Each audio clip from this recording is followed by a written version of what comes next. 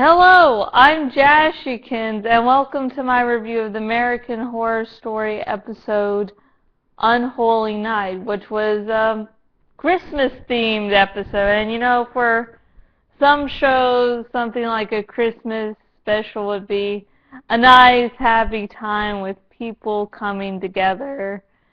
And this one, no, the whole episode sets up the right tone by a guy killing a man dressed as Santa and then going in the Santa uniform and killing a mother and a father.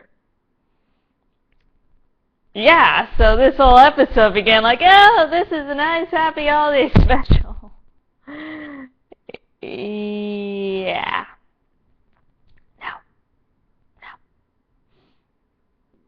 So this episode has some twists and turns. The main twist and turn is the Nazi doctor telling, Jude that, hey, I'm on your side, I fear for my life. And so you go throughout the majority of the episode going, maybe this is a good guy, maybe he's finally seen that Mary is evil now, and that he'll try to stop it.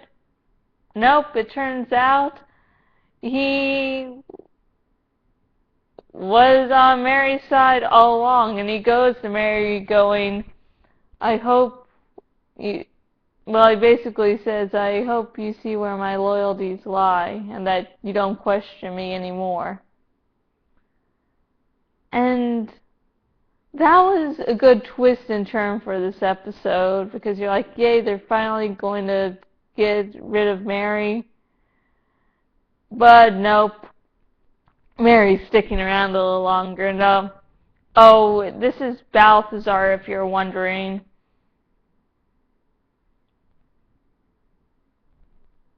He's another of my kitties. So, anyways, back to the episode. Jude comes in to kill Mary, and then the demon that's possessing Mary basically is like, what you going to do, bitch? If you kill this person, I might just, go into you next.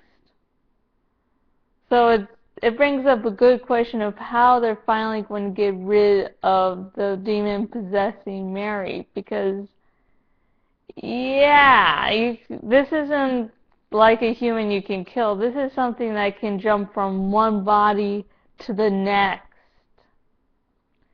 And, a good thing that I wasn't really questioning was that you notice that this demon-possessed Mary isn't affected by crucifixes or anything. Hell, she's living in an asylum full of stuff that all holy. So how can she resist, how can she protect herself against it? And it turns out that Mary is so pure that, she's basically using Mary to protect herself, and that's probably why she chose Mary, because of Mary's innocence.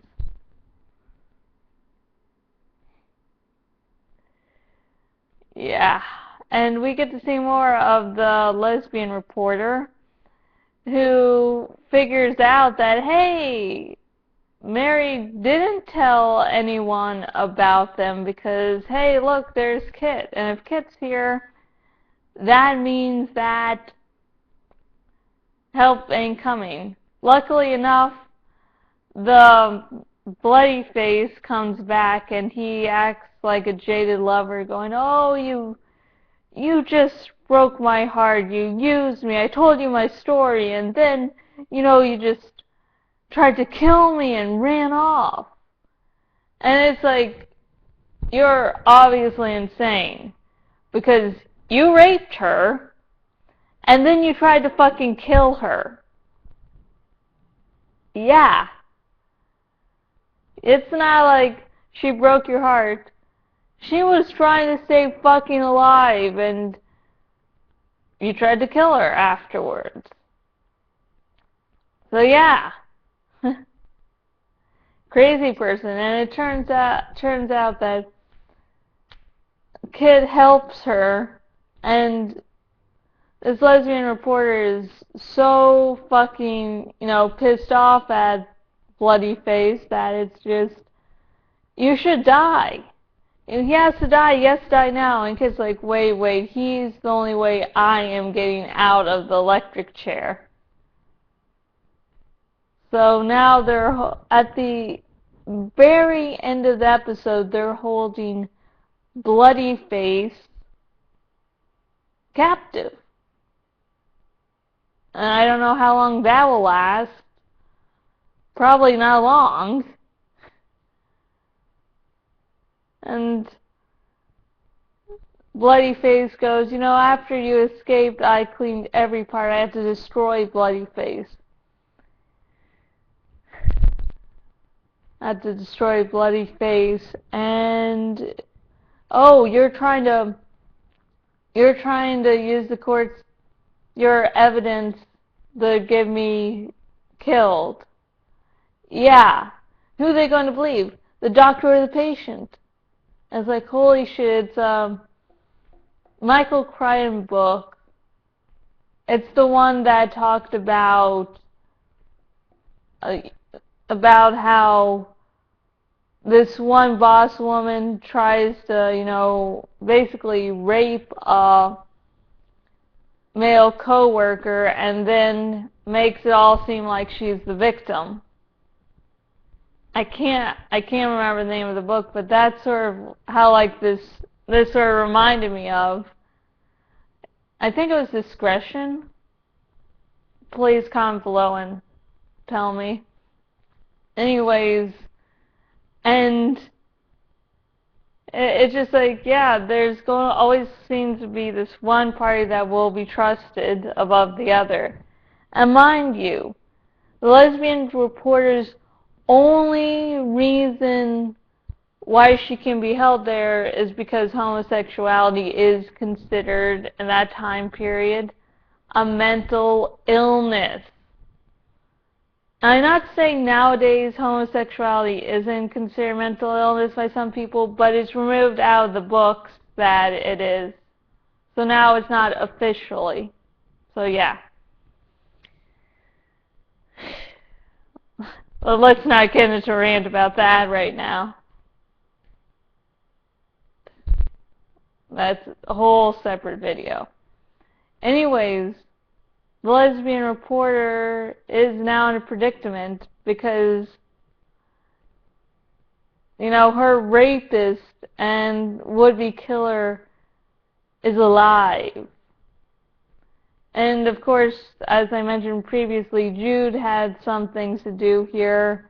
She was trying to kill Mary, the demon that possessed Mary, and she would kill Mary herself to release the soul to heaven.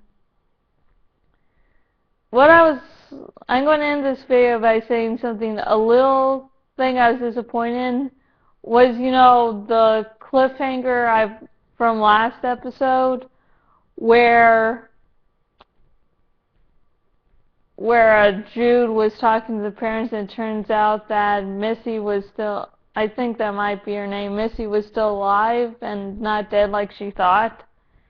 I was really, really hoping to see a conclusion to that scene, but in this episode, there was no conclusion to the scene, and I'm really, really hoping that maybe in a future episode this season, since we only have till this season to have this answered, if, it will be answered of what happened, how she got out, if, yeah. And also something that didn't seem to be prominent in this episode was the fact that Jude is going to be chased down as a killer. So I don't know if the evidence hasn't added up to the police yet, but why didn't Mary say, hey, there's the killer that killed this guy? So I don't know. I guess those might be little minor plot holes.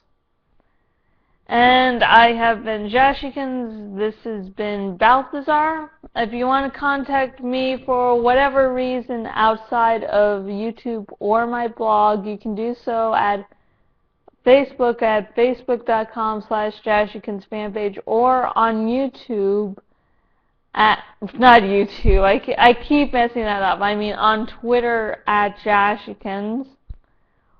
Or if you're on the YouTube, subscribe, like, comment below. And if you're watching this on my blog, thank you just for watching. And hey, if you want to help support this blog financially, you can go to the donate box, and you have two options to choose from. The first is using the handy dandy donate button, or going below and shopping at my cafe press shop. So, sorry this video was out a little late. You know, I didn't get to watching it till today, so I'm very sorry about that. And until next video, goodbye.